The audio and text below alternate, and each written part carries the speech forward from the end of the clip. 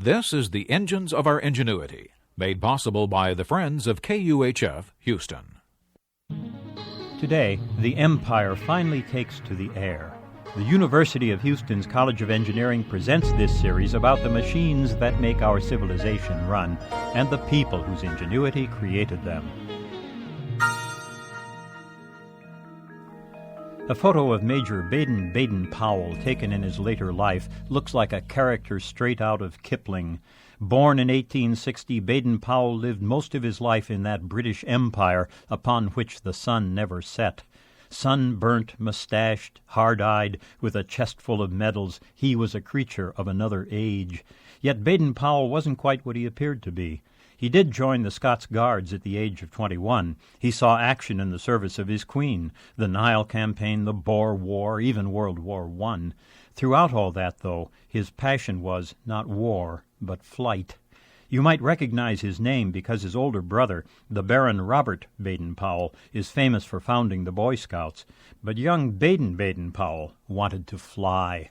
In 1880, he joined the Royal Aeronautical Society and soon decided they were too much talk, not enough action. So he bought his own balloon and learned to fly it. Within a year of joining the Army, he was lecturing on military uses of lighter-than-air flight. By that time, the American Army had made good use of observation balloons in the Civil War, and the French had used balloons to get mail out of Paris during the German siege of 1870. In 1894, Baden-Powell made the first British military balloon flight. But he was a gadfly, a pot-stirrer. He was a gatherer of information about flight, and his interest soon turned to man-carrying reconnaissance kites. The Chinese had flown humans in kites 1,300 years before him, but no one had done it in the West. Baden-Powell developed a system of 4 kites along a rope, and it carried him as far as 300 feet up in a basket chair. The Aeronautical Society had dwindled to 3 members when Baden-Powell set out to rebuild it. When he wrote to the great scientist Lord Kelvin, Kelvin replied that he had not a molecule of faith in flight. But no matter.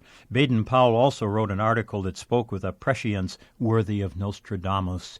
What will the good citizens of London say when they see a hostile, dynamite-carrying aerostat hovering over St. Paul's? 42 years later, we saw the dome of St. Paul's Cathedral by night standing dimly against the smoke and flame of German bombs. After his kites, Baden-Powell built gliders, then a powered airplane. He touched all aspects of flight. He really did rebuild the Aeronautical Society, and he drove England to build the base of knowledge it needed to catch up with America and France. And I'm back to that photo, a shy man, a stern man, a man with eyes that gaze outward and bore into you, but which look inward, a firmly controlled face, an uncomfortable mouth, medals polished, buttons aligned. This is no warrior after all. Neither is it really an inventor. This is a visionary who has seen with eerie clarity a new world that he is bound to share with us. I'm John Lienhardt at the University of Houston, where we're interested in the way inventive minds work.